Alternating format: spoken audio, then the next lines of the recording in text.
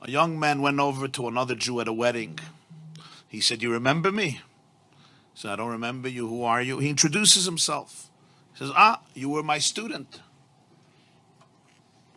Third grade. You were my student." "Yeah. Wow, I haven't seen you in so many years. How is your life? What are you involved in?" He says, "I'm a teacher." He says, "Wow, just like me.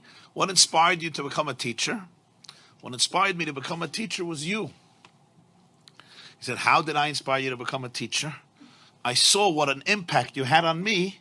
I realized what an impact I can have on children. I decided to go into education."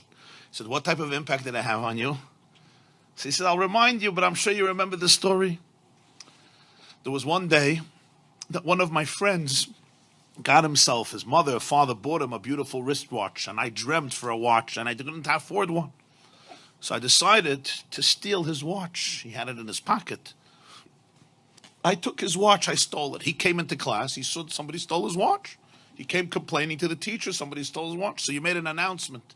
Whoever took this boy's watch, please return it."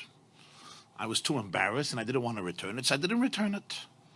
So you locked the door and you said, "I'm going to have to line everybody up and empty their pockets in order to get back the watch." And that's what you did. And I thought to myself, this is going to be the most shameful moment of my life. And then you said, "All boys line up at the wall, but I want everybody to have their eyes closed.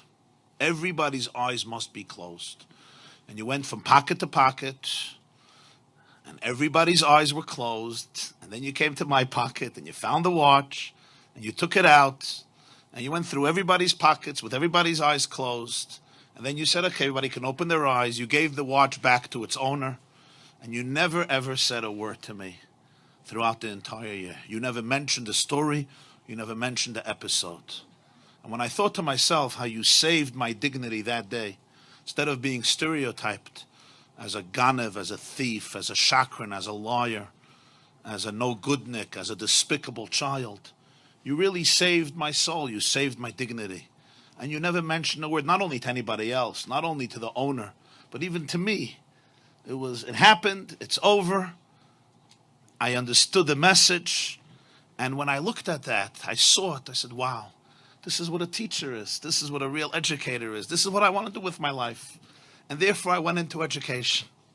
The teacher is listening to him and he says, wow, that's amazing. That's really amazing. But he says, but Rebbe, you don't remember the story? Like when you see me and you hear my name, I'm sure you remember the story that I stole the watch and what you did, and you didn't want to embarrass me, so you had everybody's eyes closed. And I'm the person, he says, actually, I don't know. I wouldn't know. I wouldn't know the story. He says, why not? Like, it's a pretty dramatic story. He said, because I also closed my eyes.